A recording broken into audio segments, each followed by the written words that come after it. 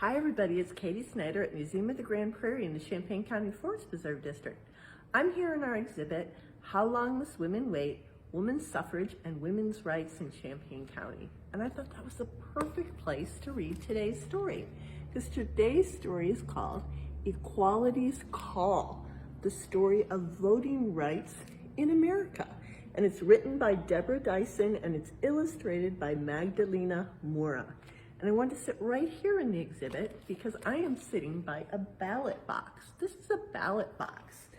Sometime after 1884, the United States started requiring private voting in ballot boxes. Before that, I guess they just kind of handed in a piece of paper. But in 1884, sometime after that, they decided that they needed private ballot boxes like this one, which is from 1896 in Hensley. So there's a little slot at the top and people would put their ballots in there.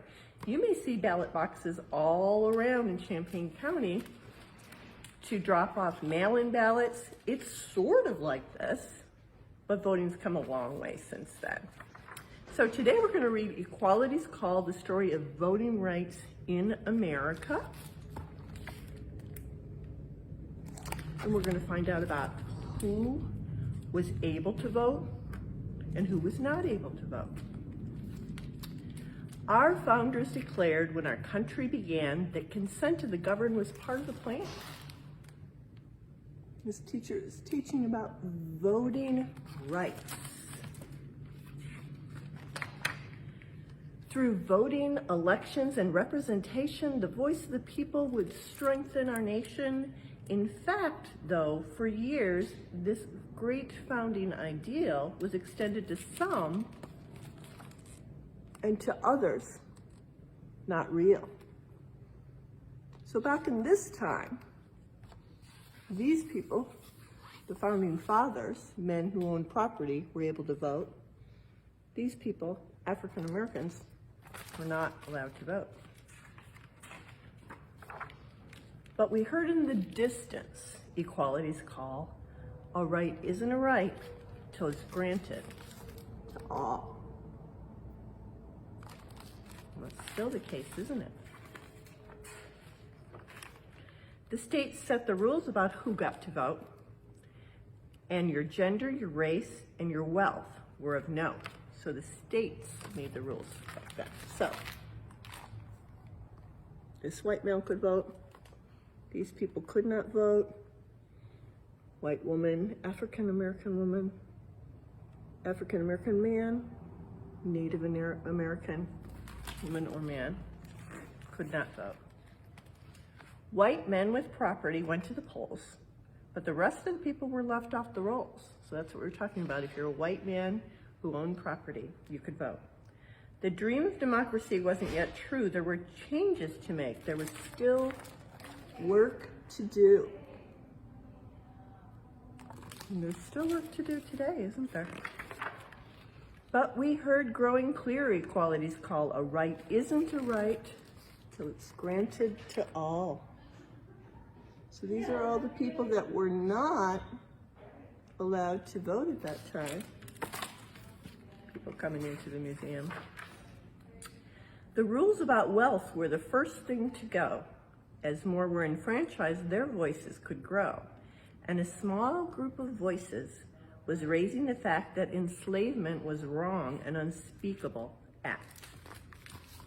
So the first thing they dropped was the with property thing. So you didn't have to have a certain amount of money to vote. And they started, when more people were able to vote, then the whole idea of enslavement became on the ballot as an unspeakable act. Because if not everybody can vote, only their opinions are the ones that get counted, right? Good people stood up for the truth that they knew abolition and suffrage were long overdue. Abolition, the abolishment of slavery, suffrage, making sure that everyone could vote.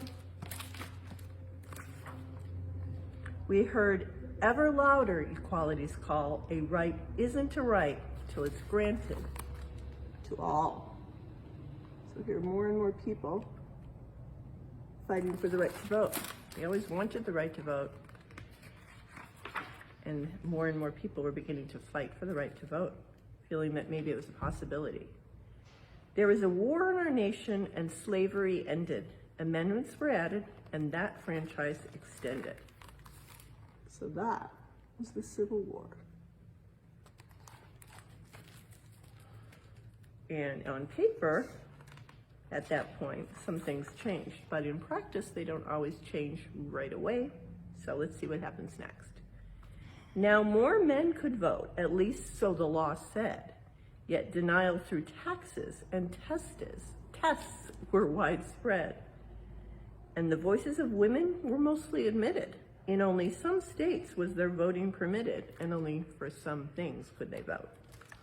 So this one's saying that the law said more people could vote, but there was voter suppression through poll taxes and through tests that no one could ever possibly pass. So although they had the right to vote, African American men, they didn't have the ability to vote because they made voter suppression made sure you couldn't.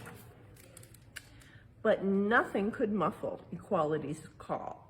A right isn't a right till it's granted to all. That's true, isn't it? Suffragists didn't give up the fight, and the 19th Amendment gave women the right, which is kind of the big point of this exhibit right here. But voters of color still met with oppression. Their voting was hindered by brutal suppression.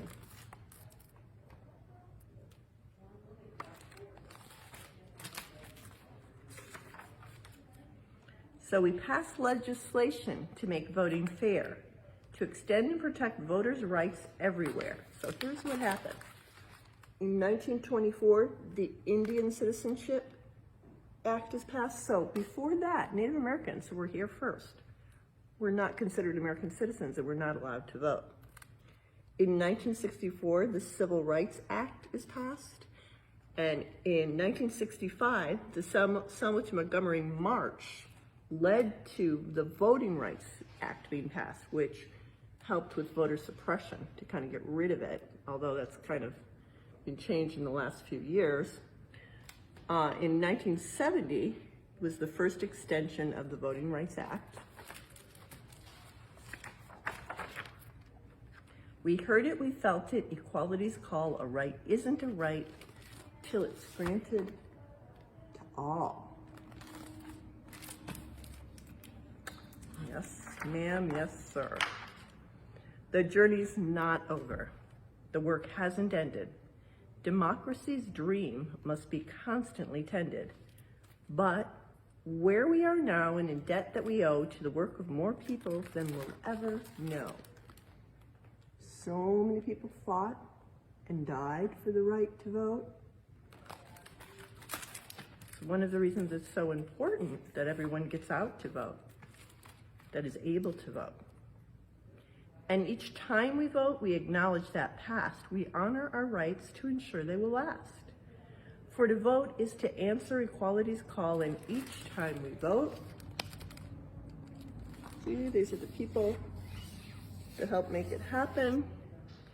These are the people now, except not during the pandemic, because they're not socially distancing, are they? We vote with them all. So we think about all those people that fought so hard for us to be able to vote. Some other things that happened that were voting suppression kind of things was in, up until 1943, Chinese Americans weren't allowed to vote. They were not, we needed the Chinese, the Immigration and Nationality Act in 1952 ended Asian American citizenship restrictions, because before that, it was hard for Chinese Americans to become citizens. So we're still working on these kind of things. There has been some changes in the Voting Rights Act that have led to states having more say rather than the federal government, and sometimes states want everyone to vote and sometimes they don't want everyone to vote. So there's a lot of talk about voter suppression right now. So it's really important that if you're old enough to vote, that you find a way to vote, that you can vote by mail, you can vote in person, you can drop off your vote in the mail if you're voting by mail, you can drop off your vote in a ballot box. It doesn't really matter how you do it, it just matters that you vote. Because all these people fought so hard for our right to vote. Okay, friends, we'll see you next time. Bye-bye.